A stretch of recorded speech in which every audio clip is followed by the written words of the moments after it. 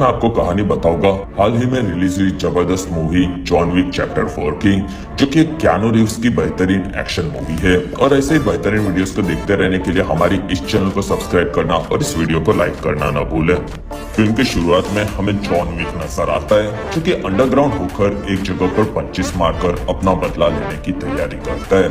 और वो इस बार हाई टेबल की बचाने के लिए पूरी तरह से तैयार होता है। और वहाँ पर उसे बॉवेरी किंग ने छुपा कर रखा होता है, जो कि हंसता है और जॉन को उसका नया सूट दिखाता है। और तब जॉन अब तैयार है ये बताता है, और तब बॉवेरी किंग उसे आगे बढ़ने कहता है। कुछ दिनों के बाद रेगिस्तान में घोड़ों पर एल्डर्स के गार्ड भाग रहे होते हैं, और उनके पीछे जॉन विक पड़ा होता है, जो कि एक एक करके तीनों गार्ड्स को मार देता है। और फिर जॉन आकर एल्डर से मिलता है, जो कि हाई टेबल के भी ऊपर होता है। और वो समझ गया होता है कि जॉन अब हाई टेबल से बदला लेने आया है। और वहां पर जॉन झुकता है और उसे आजादी चाहिए थी ये बताता है। और तब एल्डर बताता है कि पहले वाले एल्डर के साथ साथ उसकी आजादी भी चली गई है, जिसमें हमें पार्ट 3 में एक दूसरा एल्डर दिखाया गया था। और अब उसकी जगह पर यह नया एल्डर आया होता है। और अगर जॉन ने उसे मार दिया तो उसे आजादी नहीं बल्कि मौत मिलेगी, क्योंकि हाई टेबल किसी को भी जिंदा नहीं छोड़ता, ये वो बोलता है। और तब जॉन को ये चीज पता है ये बताकर वो एल्डर को मार देता है। और जॉन ने अब हाई टेबल के साथ अपनी जंग की शुरुआत कर दी होती है।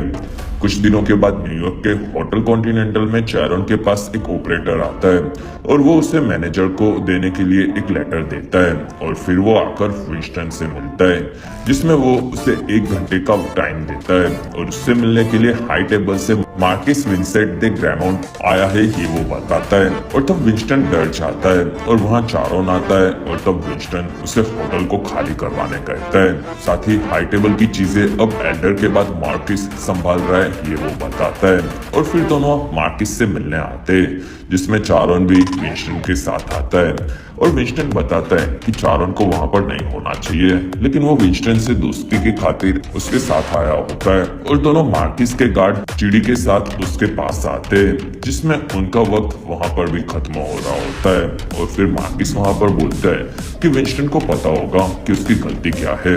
और तब विंस्टन और एक मौका मांगता है, जिसमें मार्किस बताता है कि उसने जॉन को नहीं मारा, तभी उसने उसका दूसरा मौका खो दिया था। और अब हाई टेबल को वो संभालता है, जिसमें वो किसी की भी गलती माफ नहीं कर सकता। और तब विंस्टन बताता है कि उसने जॉन को गोली मारी थी। और तब मार्किस बताता है कि जॉन फिर भी बल्कि विंस्टन जॉन को मारने में नाकामयाब हुआ, और इसी वजह से उसे सजा मिलने वाली है ये बोलकर वो होटल कॉन्टिनेंटल को देखता है। और उन लोगों के वक्त खत्म होने पर पूरी होटल कॉन्टिनेंटल को बॉम्ब से उड़ा दिया जाता है। और फिर मार्किस विंस्टन को बताता है कि उससे उसकी होटल की जिम्मेदारियों से आजाद कर दिया जाता है। और वो विंस्टन की जगह पर चारोन को मार देता है। और फिर वो आगे बढ़ता है, जिसमें विंस्टन चारोन के लिए काफी दुखी होता है। और मार्किस चिड़ी को उसे कैन से मिलना है ये बताता है। दूसरी तरफ हमें पेरिस में एफिल टावर के पास कैन नाम का एक अंधा एसेसियन नजर आता है, और उसकी बेटी वहाँ पर गाना गाकर लोगों का मनोरंजन करती है। और कैन की नजर भी उसी पर होती है। कुछ देर बाद वो आकर मार्किस से मिलता है, और तब मार्किस उसे एक नया मिशन देने वाला होता है। और तब कैन बताता है कि वो रिटायर हो चुका है। और तब मार्किस उसे एक पेपर देता है, जिसमें वो हाई टेबल का एक काफी बेहतरीन एसेसियन था, और अगर उसने ये नहीं किया तो उसके करीबी खतरे में आ सकते ये बताता है। और तब कैन देखता है कि उसे जॉन विक को मारना है। और वहाँ मार्किस बताता है कि वो दोनों काफी पुराने दोस्त थे, और अगर उसने ये नहीं किया तो उसकी बेटी को मारने की वो धमकी देता है। और तब कैन इस चीज के लिए मान जाता है। और तब मार्किस उसे पूछता है कि वो कहाँ पर हो सकता है। और तब कैन बताता है कि जॉन विक के ज्यादा दोस्त बचे नहीं हैं, और जो भी बचे वो उन सभी को जानता है। और फिर हमें ओसाका कॉन्टिनेंटल होटल नजर आती है, जिसमें उस होटल में नोबडी नाम का एक एसेसियन अपने कुत्ते के साथ घुसता है। और वो होटल में अकीरा नाम की लड़की से मिलता है, जिसमें वो उससे एक रूम लेता है। और वहाँ पर अकीरा जाकर अपने पिता और होटल के मैनेजर कोजी से मिलती है। और वहाँ अकीरा कोजी को होटल की पूरी जानकारी देती है, जिसमें कोजी अकीरा की तारीफ करता है। और अकीरा कोजी को बताती है कि यहाँ पर कोई खतरा है, ऐसा उन्हें कुछ भी नहीं करना चाहिए। और तब कोजी बोलता है कि उसे पता है कि वो क्या कर रहा है।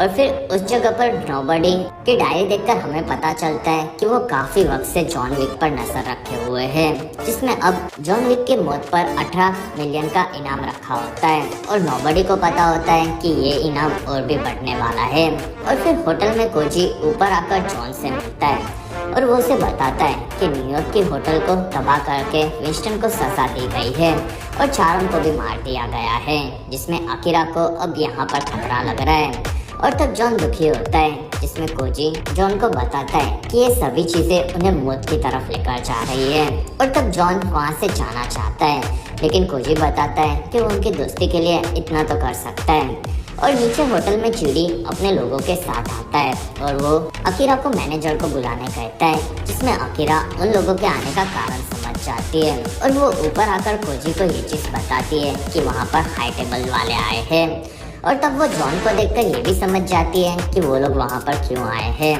और तब कोजी अकीरा को जॉन का ध्यान रखने कहता है और वो अपने आदमियों को तैयार होने कहता है, जिसमें वो लोग अपने हथियार लेते हैं। और फिर कोजी आकर चिड़ी से मिलता है, जिसमें चिड़ी बताता है कि हाई टेबल का मानना है कि कॉन्टिनेंटल होटल में बर्खास्त किए हुए एक आदमी जॉन विक को शरण दी गई है और इसलिए वो लोग होटल को चेक करने आए हैं। और तब कोजी हाँ बोलता है, लेकिन वो उन्हें उनके हथियार वहीं पर रखने कहता है, क्योंकि कॉन्टिनेंटल होटल पे खून खराबा नहीं होना चाहिए, ये भी एक नियम होता है। और तब चिड़ी बोलता है कि वो मार्टिस के आदमी है।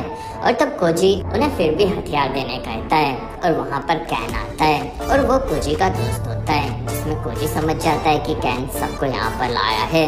और वो दोनों अपनी बेटियों के बारे में बात करते हैं, जिसमें कैन बताता है कि उसे हाई टेबल के खिलाफ नहीं जाना चाहिए। और वहाँ पर लाइट बंद होती है और कोजी के लोग चिड़ी के आदमियों पर हमला कर देते हैं, जिसमें चिड़ी भी काफी सारे लोगों को मारता है। और फिर कोजी उसके सामने आता है, जिसमें चिड़ी वहाँ पर कई सारे गुंडों को लाया होता है। और तब कोजी होटल में अंदर छुपता है और फिर ऊपर अकीरा जॉन को इस पूरे खून खराबे के लिए जिम्मेदार बताती है और वहाँ पर उन दोनों पर हमला होता है। और तब दोनों आगे बढ़ते हैं और सामने आने वाले सभी गार्ड्स को चुन चुन कर मारते हैं। और फिर कोजी के आदमी गार्ड्स को आगे ही नहीं बढ़ने देते। और तब चिड़ी देखता है कि कैन वहाँ पर खाना खा रहा है और तब वो उसे मदद करने कहता है। और तब कैन आगे बढ़ता है, जिसमें वो अंधा होता है, फिर भी उन लोगों को काफी तेजी से मारता है। और वो पास में कुछ डिवाइसेस लगाता है, जिसमें गार्ड्स के वहाँ पर डिवाइस के पास जाते ही बेल बजती है। और तब उनसे कैन उनकी पोजीशन पता करके उन्हें मार देता है। और फिर होटल में अकीरा भी गुंडों से लड़ रही होती है और जॉन उसकी मदद करता है, लेकिन वहाँ पर अकीला घायल होती है। और तब कोजी गार्ड्स को मार देता है और फिर वो अकीरा को बचाता है और जॉन को ऊपर की तरफ से पीछे के रास्ते से भाग जाने कहता है। और तब जॉन ऊपर आता है, जिसमें वहाँ पर काफी सारे गुंडों से वो लड़ता है और उसके कई सारे गुंडों को मारने के बाद उसके सामने कैन आता है और दोनों काफी वक्त के बाद मिले होते हैं, जिसमें जॉन समझ जाता है कि कैन के आने का कारण उसकी बेटी पर का खतरा होगा। और फिर वो दोनों लड़ते हैं, जिसमें जॉन को पता होता है कि कैन आवाज सुनकर वार करता है और इसलिए वो आवाज ही नहीं करता। और उसके पास कैन को मारने के कई मौके होते हैं, लेकिन वो उसे नहीं मारता और ये चीज कैन को भी पता होती है। और फिर दोनों लड़ते हैं और तब वहाँ पर नोबडी हमला करके कैन को भगा देता है। दूसरी तरफ मार्टिस जॉन पर 20 मिलियन की बाउंटी लगा देता है और फिर जॉन जंगल में पहुंचता है और वहाँ गुंडों से लड़ता है और उसे एक आदमी से मार्टिस का बैच भी मिल जाता है। और वहाँ पर कुछ गुंडे को नोबडी का कुत्ता मार देता है, जिसमें जॉन नोबडी को देखता है और वो उसे पहचान लेता है, जिसमें उसे टैकर भी कहा जाता है। और तब नोबडी हाँ बोलता है और वो देखता है कि जॉन पर अब 20 मिलियन की बाउंटी लगी है, लेकिन अभी भी वो काफी कम है, ये वो बताता है। और तब जॉन वहाँ से भाग जाता है और फिर कोजी और अकीरा के सामने कैन आता है और कैन ने होटल के सभी गुंडों को मार दिया होता है और वो कोजी और अकीरा को वहाँ से कहीं दूर जाकर छुप जाने कहता है। और तब कोजी छुपने से मना करता है और वो कैन से लड़ने आता है, जिसमें कैन कोजी को काफी आसानी से मार देता है।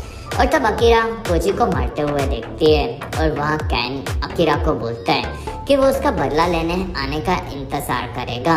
और तब अकीरा वहाँ से निकल जाती है। दूसरी तरफ विंस्टन और बावरी किंग बर्बाद हुई कॉन्टिनेंटल होटल को देखते और वहाँ पर दोनों काफी वक्त के बाद मिले होते, जिसमें दोनों को अब हाई टेबल से बदला लेना होता है। और विंस्टन ने जॉन को छत से गोली मारकर गिरा दिया था, ये बावरी किंग बताता है। और तब विंस्टन बताता है कि वो जरूरी था। दूसरी तरफ नोबडी आकर मार्किस से मिलता है और वो उसे बताता है कि वो जॉन विक को मार सकता है, लेकिन उसे असली कीमत चाहिए। और तब मार्किस उससे कीमत पूछता है, जिसमें नोबडी उससे $25 मिलियन मांगता है। और तब मार्किस हंसता है और वो नोबडी के हाथ में चाकू मारता है और वो उसका भरोसा चाहता है और इसलिए वो उसके हाथ को काट देने कहता है। और तब नोबडी चाकू निकालने की जगह पर अपने हाथ पर एक काफी बड़ा घाव देता है और वहाँ मार्किस उससे जॉन विक की मौत का सौदा कर लेता है। और फिर जॉन विक न्यूयॉर्क में आकर विंस्टन से मिलता है और दोनों चौरन की मौत के लिए दुखी होते हैं और जॉन उसे मार्किस का बैज दिखाता है। और तब विंस्टन बताता है कि वो हाई टेबल को अब चला रहा है और वो जॉन विक को मारना चाहता है और मार्किस फिलहाल पेरिस में होगा। और तब जॉन उसे मारने चाहता है और वहाँ विंस्टन उसे बोलता है कि जॉन को अब चीजें सीखने की जरूरत है, जिसमें वो डायरेक्ट जाएगा तो उसे रास्ते में कई सारे लोगों को बीच में मारना पड़ेगा और इससे अच्छा वो मार्किस को डायरेक्ट चैलेंज करके मार सकता है और उसके मरने के बाद हाई टेबल से वो अपनी आज़ादी भी मांग सकता है। और तब जॉन विंस्टन को बोलता है कि उसे चैलेंज करने के लिए उसे उसके परिवार से जुड़ना होगा, जिसमें वो खुद के परिवार रुस्का रोमा से पहले ही अलग हो चुका है। और तब विंस्टन उसे फिर से जुड़ जाने कहता है, जिसमें जॉन पूछता है कि इस चीज से उसे क्या मिलेगा। और तब विंस्टन बोलता है कि उसे बदला मिलेगा। और तब जॉन एक चर्च में पहुंचता है और वहाँ पर पादरी से वो उसकी बहन से मिलना चाहता है, ये बताता है। और तब पादरी उस पर बंदूक से वार करता है और वो रुस्का रोमा के सभी लोग जॉन को बांध देते हैं और उसके सामने उसकी सौतीली बहन कातिया आती है, जिसमें जॉन बोलता है कि वो अपने परिवार से फिर से जुड़ना चाहता है। और तब कातिया बताती है कि वो लोग जॉन से अलग हुए थे, ये चीज कभी भी भूल नहीं सकते, जिसमें वो अब हाई टेबल से भी निकाल दिया गया है और जॉन के चलते कई सारे लोग मारे गए हैं। और तब जॉन अपने परिवार के लिए वापस आने के लिए कुछ भी कर सकता है, साथ ही वो हाई टेबल को चैलेंज करना चाहता है, ये बताता है।